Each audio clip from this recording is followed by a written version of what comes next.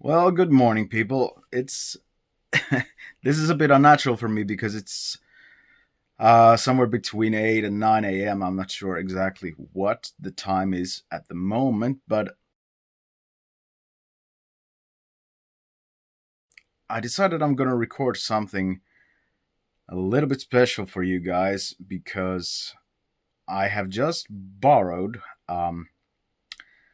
something I didn't expect to ever see in real life from my friend Jani, who has previously borrowed me what was it called? A video pack G7000 from Philips. Anyway, I've got a Sharp MZ-700 here with me. And it's not a computer I was ever interested in that sense, but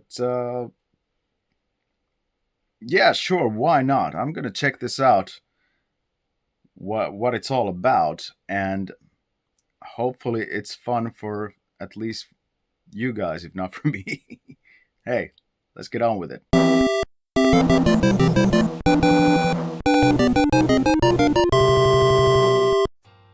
There we have it, a Sharp MZ-700. Okay, now the box that had the computer within features also some sort of a pricing list of many pages. This has, well, it doesn't have the 721 listed, but it does have an MZ-821, which is the next version of the Sharp series. And back then, in November 1985, this was 2,750 marks, which I really can't translate into today's money because the inflation and everything. But you get extra RAMs, monitors, disk drives, printers, all sorts of external devices. Oh yeah, there's the 721. It was just under 2,000 marks compared to 2,750 of the 821. So it is a lot cheaper. It was a lot cheaper back then. There's some books, languages,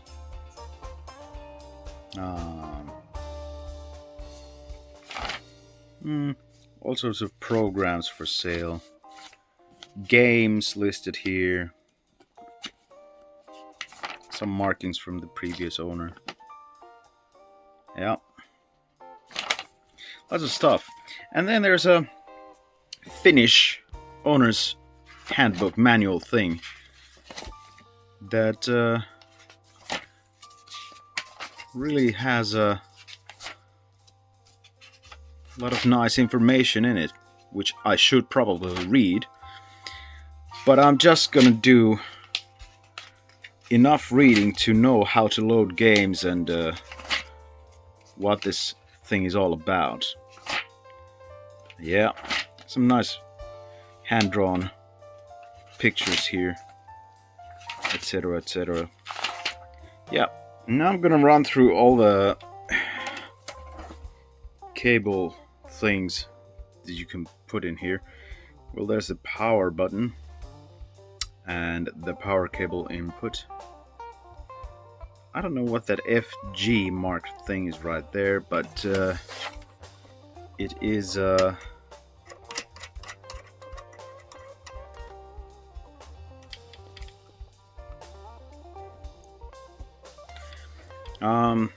reset button, volume dial for the internal speaker right there, and there's the possible printer input and input-output bus.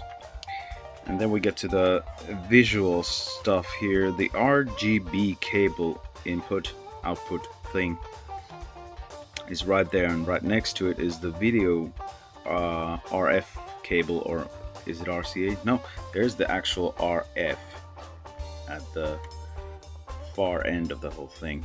And then you got an external cassette drive, write and read, Which is weird because the computer itself does have an actual cassette drive here, as you can see. So I'm guessing it's for official copies of something, I don't know. Or maybe it's just because the motherboard is actually the same for all the MZ-700 series computers, and this is just one of the models that has a cassette drive, and the rest of them have, I don't know, maybe a disk drive or something. I need to check it out. And then there's an external joystick port possibility, but this one doesn't have it open. So before I head into the actual testing, I'm gonna have to look at this keyboard, because in some ways it looks very much like what you get on a Commodore 64, because there's all these characters within the alphabetical keys here. But then you get Shift Control Alpha. I suppose that's, I don't know, because Shift should be like for lower and uppercase letters. So what is Alpha? Is that for changing the alphabet or something? I don't know. I have to check that out also. Graph, I suppose, is for all these graphical things you see here, possibly. 5 function keys. Break. That key is empty. That is a complete mystery to me. CR should probably be return, enter, something like that. So I don't know what CR stands for. But as usual, in any of these early 8-bit computers, you get 2 shift keys, and then there's insert, clear, delete, home, and cursor keys. Really nice cursor keys, actually. And the keyboard itself feels pretty much like a C64 or something.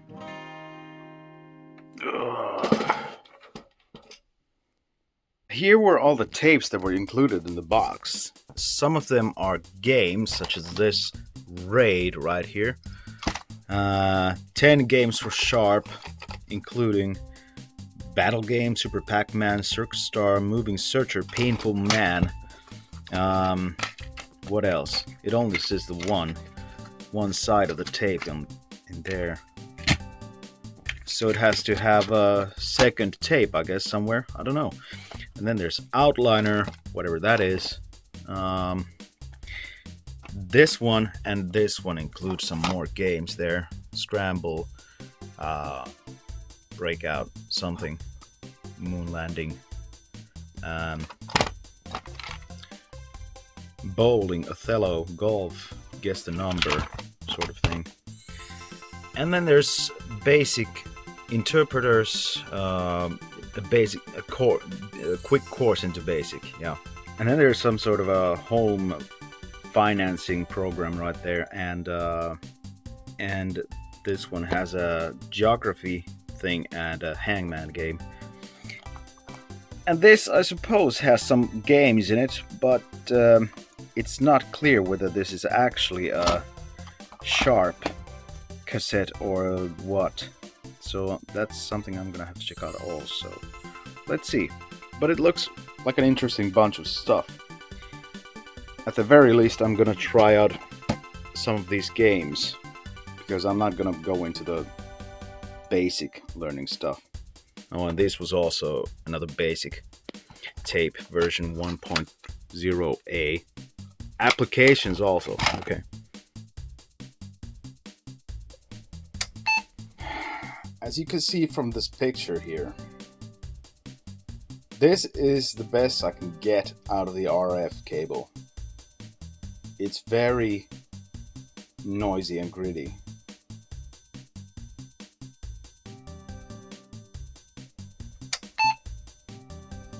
That is definitely much better.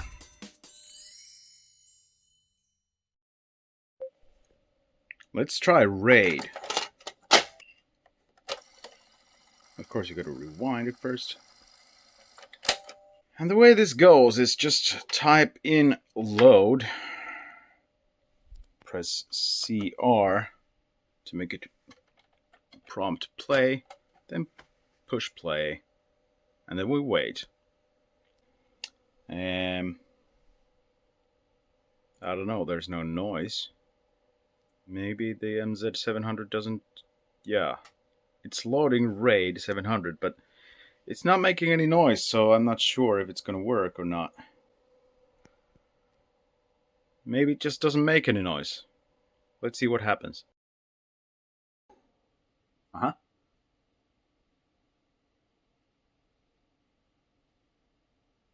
That is a psychedelic start. Ooh. Is that a bit loud? I don't know. Left key, right key, fire key, and start game. Let's see. Oh, shit. Well. Oh, this is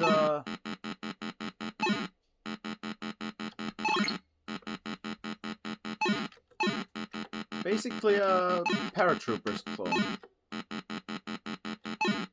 But a very basic one. Not bad though, it's just basic. And as in the original paratroopers, you can control your shots after you have fired them.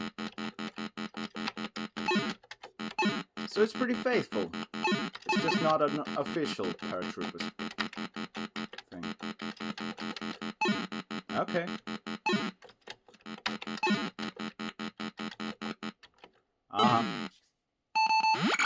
Well, that's basically it.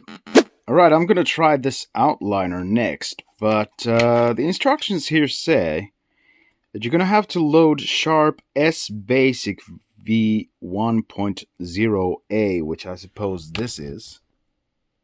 Yeah? And then, only then, you can load outliner. Right. When ready, enter BY to return to the monitor. Warning, do not use reset key. Then enter L to load the second program on the cassette called Outliner MC Data. Then enter R to return back to... Now run. Jeez, that's a bit much. So now I'm loading Sharp Basic v1.0a. Who knows how long that'll take, because the tape is pretty long actually. And it's loading. I suppose. Yep. Now I have no idea what this outliner is all about, but if I were to make a wild guess, it's either a clone of Pac-Man or Tron or something. So let's see, now we enter, when ready, enter BY to return to the monitor, like this, and then L to load the second program on the cassette called Outliner MC Data. Huh? It's not confusing at all.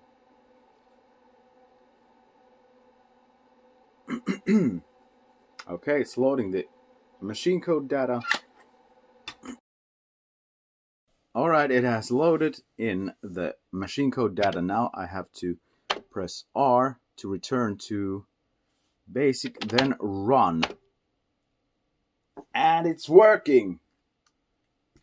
This program was written by Robert Wills in June 1983.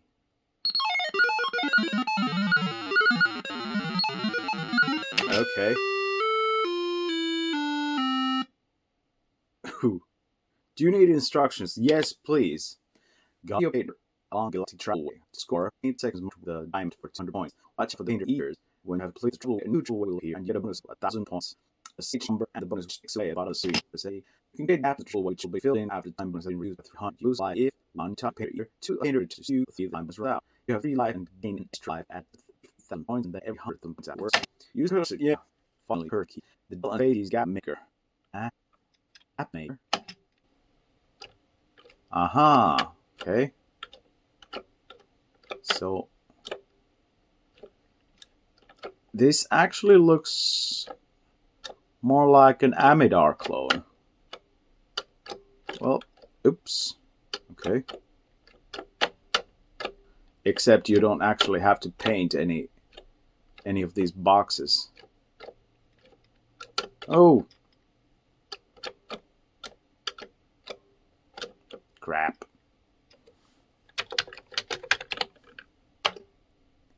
Yay. Sheet number 1 to 4.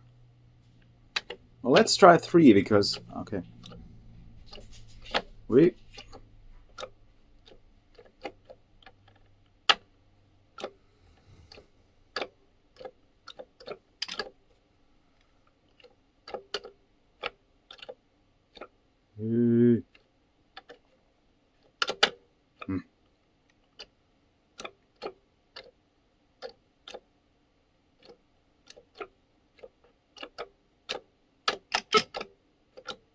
Oh, you can... Yeah, the gap maker is for making gaps, as it says, in the actual grid. Okay. But when you do when you make a gap like that, it's impossible for you to actually cross it. So, well, that's that. I don't know. I mean, the amount of trouble you have to get through in order to get to play a game like Outliner, which is still pretty damn basic. I don't really think it's worth your trouble, actually. But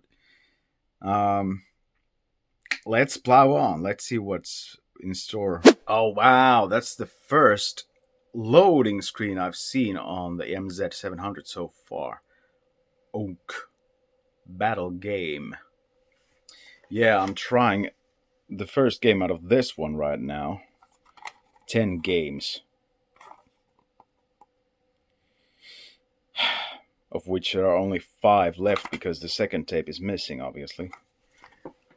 Oh well. This, I fear, is gonna be a long video. Yay. Battle game. That was a nice start. Okay, paddle. And then there's 2 players only, so... Okay. Jeez.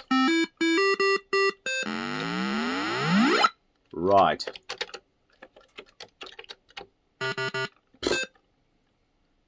Yeah. So it's a Pong clone of sorts, except that you have you can move your guy around like left and right as well as up and down.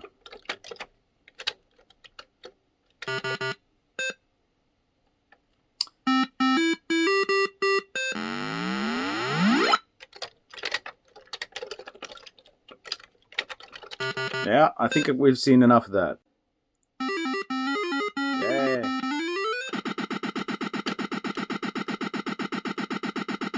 Well, it's kind of Pac-Man. Whoa.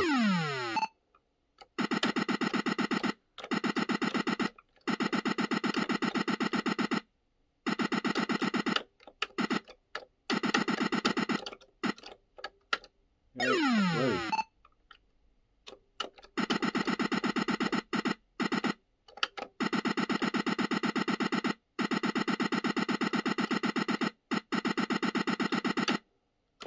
I mean, it's better than those Pac-Man clones on the Cascade 50 cassette on C64, but it's still pretty basic. Okay. Okay, here we have Circus Star. Let's see. I'm gonna attack Z and C, move with the cursor left and right. Right. Uh-huh. Ooh.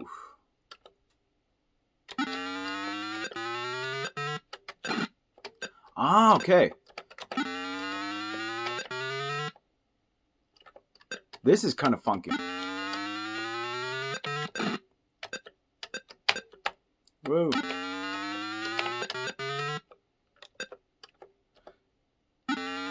So what you do is actually just try to catch these balloons. It's a breakout clone or a circus clone, but then you have to control the red guy with the Z and C keys.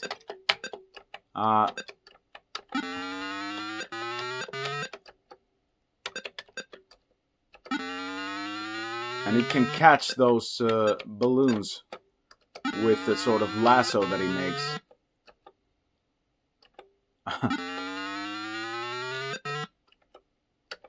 I mean, it doesn't work really well because of the cheapness of the production here, but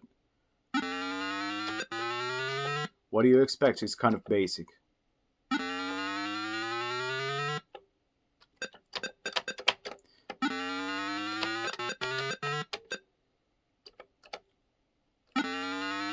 Well, it is what it is, I guess.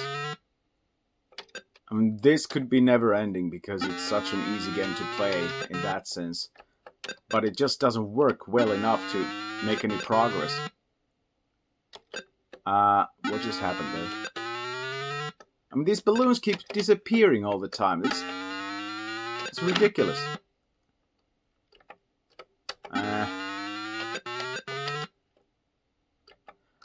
I've got 3 lives to waste here. So, how's that gonna work? I can't get anything done. I mean, this could be a good game. Wow.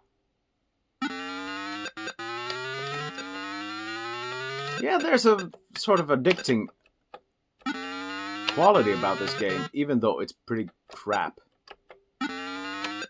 This is the best one I've played so far because it's a kind of a unique experience. Yeah. Wow. That was epic. Okay, let's go to the next one. Okay. I like a game with easy controls. Push Y to start. Okay. Ooh. Okay, you just have to catch these dollar signs here. And I assume avoid the rest of them. Or...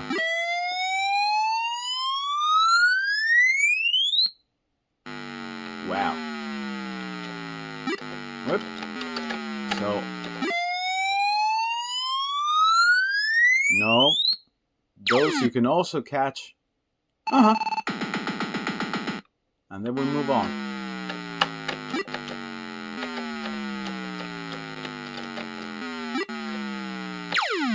Okay.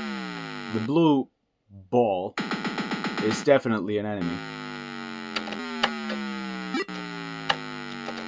Whoop.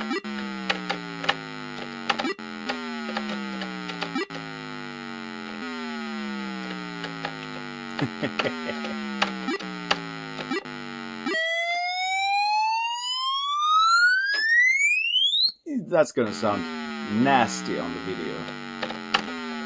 Whoa.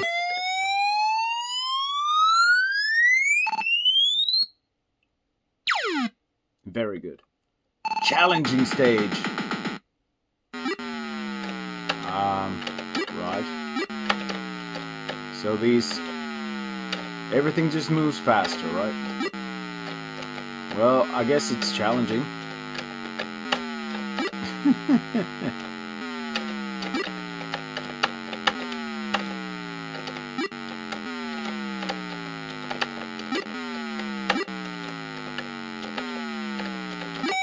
Oof.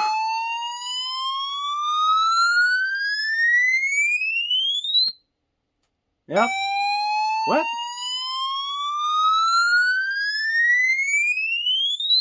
There is a weird sort of addicting quality to this game also. Even though the gameplay is frankly a bit sick. But I've definitely seen worse. Okay.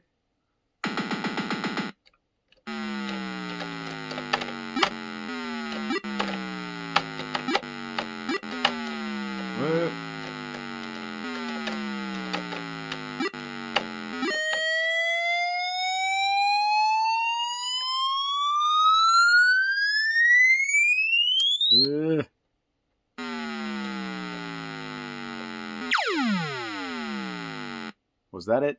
Left 0. Game over. Okay. That was Moving Searcher. Epic.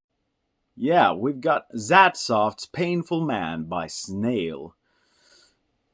The last game from the 10 games for Sharp. First cassette from 2, from which the second one is missing. Let's see.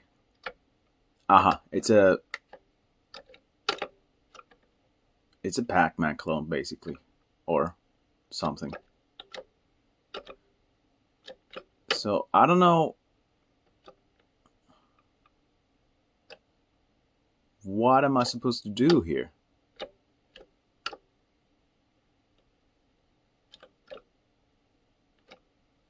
Okay, so the circular looking guy is able to go through walls, and I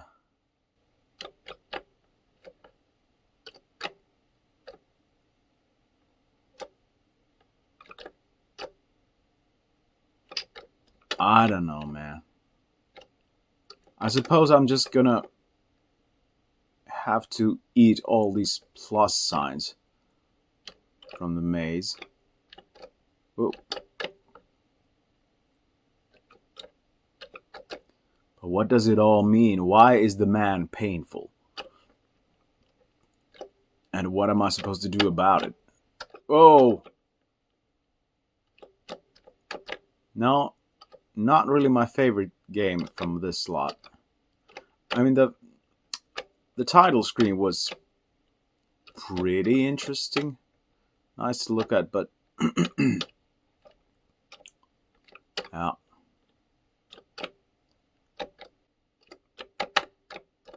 The game is definitely less than appealing.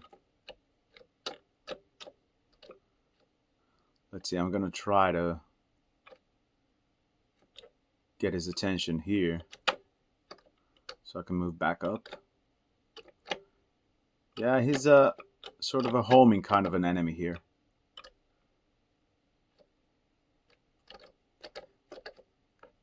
That's super annoying, and I'm gonna have to try to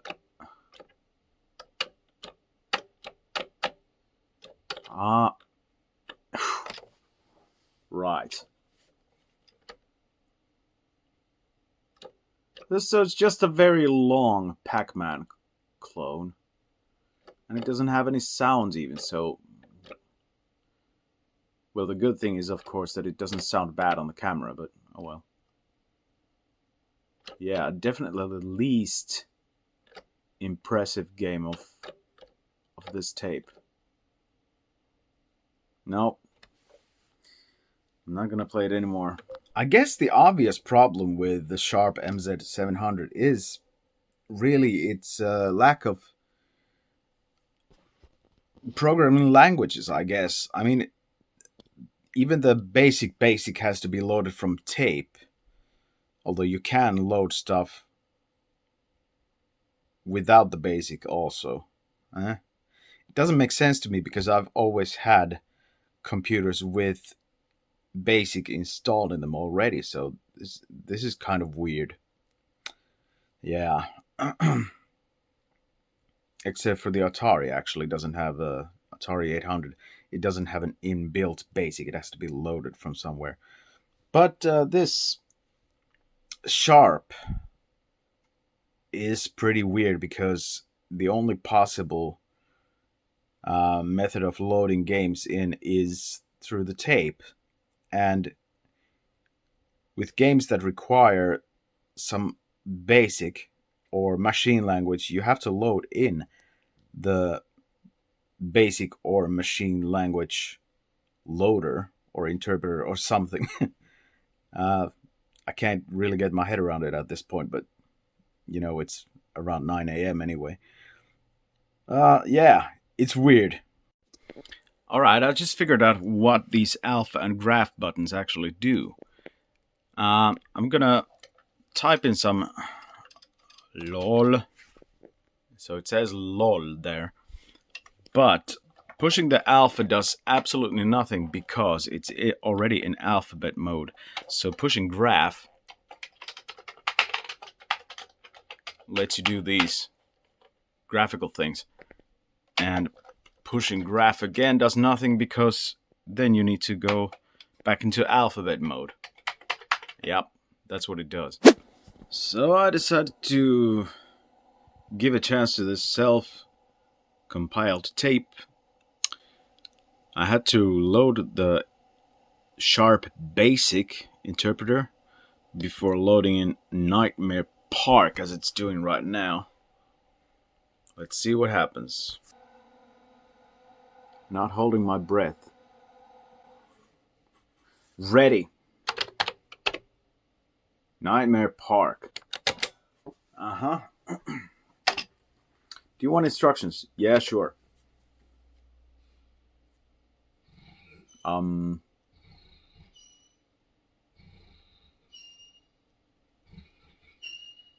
That's the dog snoring.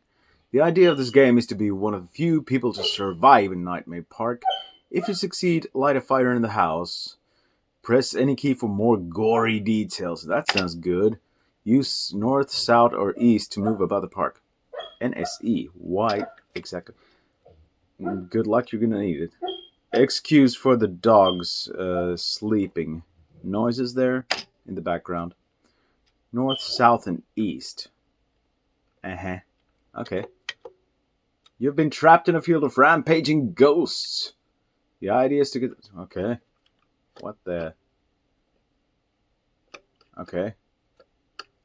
I'm supposed to get to the... Ooh.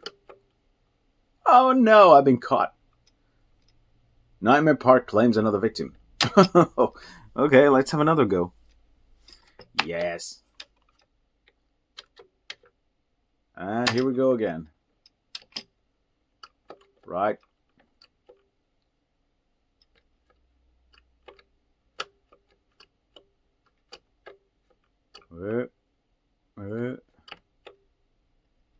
Yes!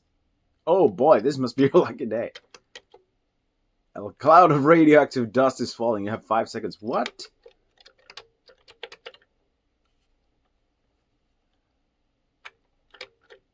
What?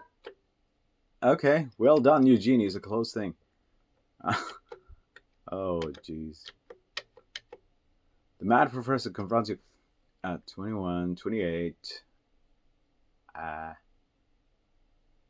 34, 41, 47. Correct, and you may continue. Miraculous escape from certain death. Okay. Ah, not again. This is kind of hilarious, even though it's crap.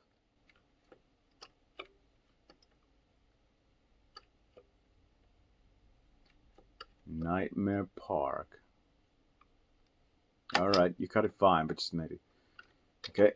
I'm going north from here.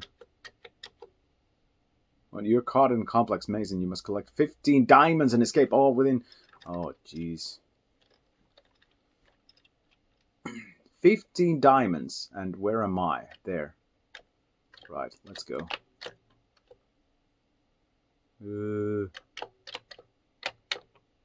Right. I'm gonna go this way, because the ghost isn't apparently coming at me. 14 is enough. I needed 15. There we go.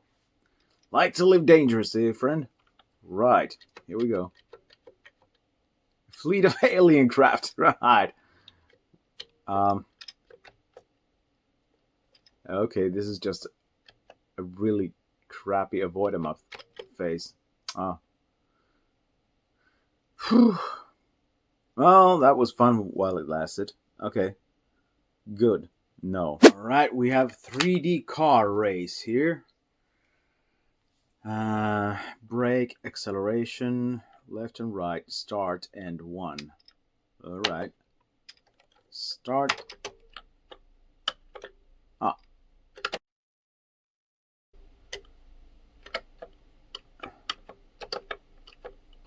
Alright.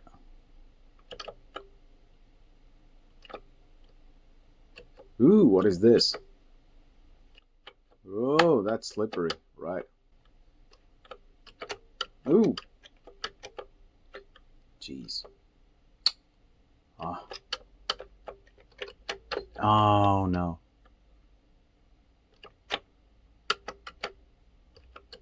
Right.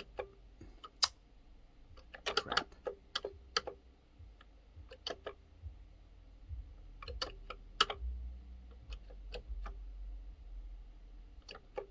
Now we got 3 car bundles coming up. Woo! Well, better than most of the games.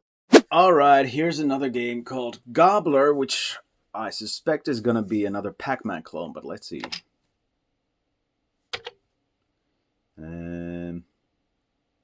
Cursor keys. CR to restart. Right. Okay, so it's not Pac-Man as such, but it is close enough.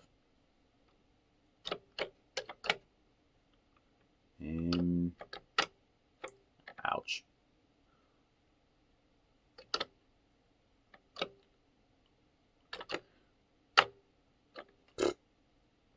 I mean, the good thing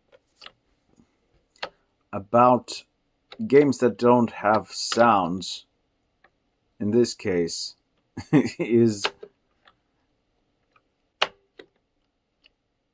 that it doesn't make noise, because the sounds only come from inside the computer, which can be pretty brutal. Aww.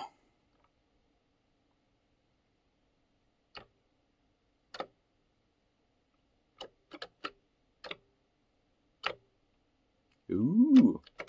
Yes, the usual Pac-Man feature of getting to eat the ghosts, which aren't ghosts this time, but anyway. Take care. Ah, I didn't take care enough.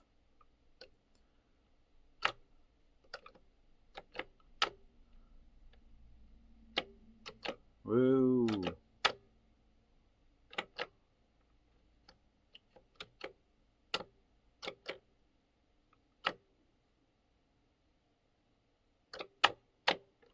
If I can make it past level 1, that'll be enough.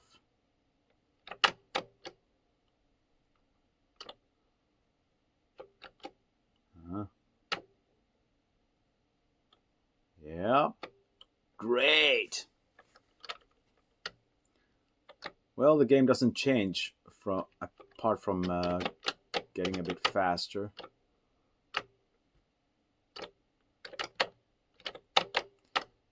I don't know, this reminds me of something else also, but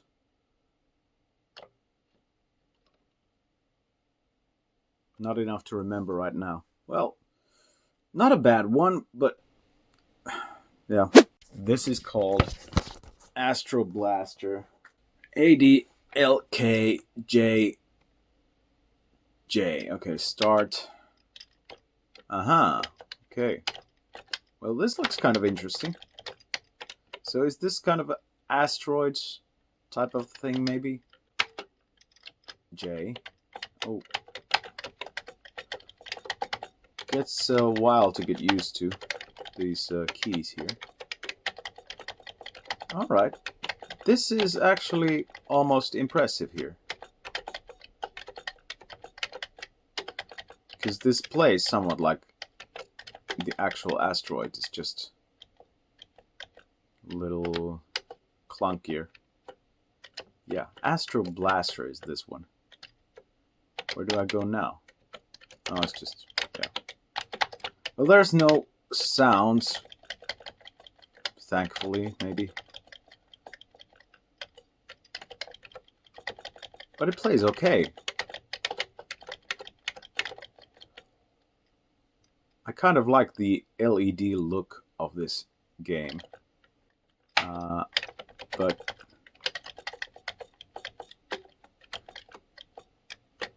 it kind of ruins the experience by needing to press J every time your ship gets destroyed and you need to initialize a new ship. Yeah.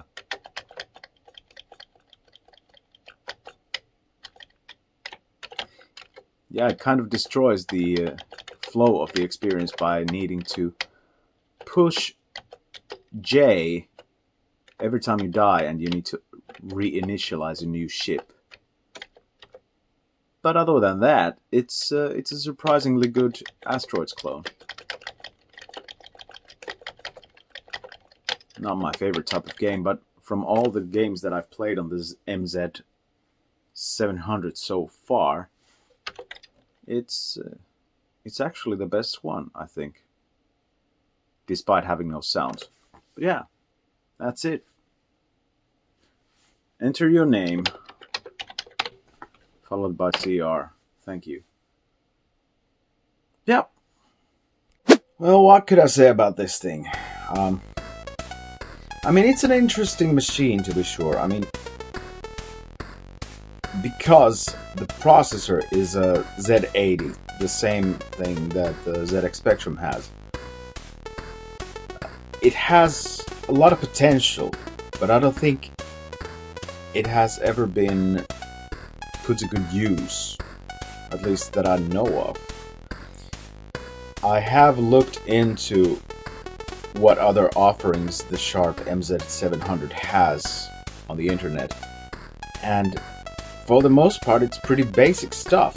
Even the machine code games that I've found, it's just so subpar to what I've used to with these sort of computers. I mean, this is also from 1982, the MZ-700, so it should,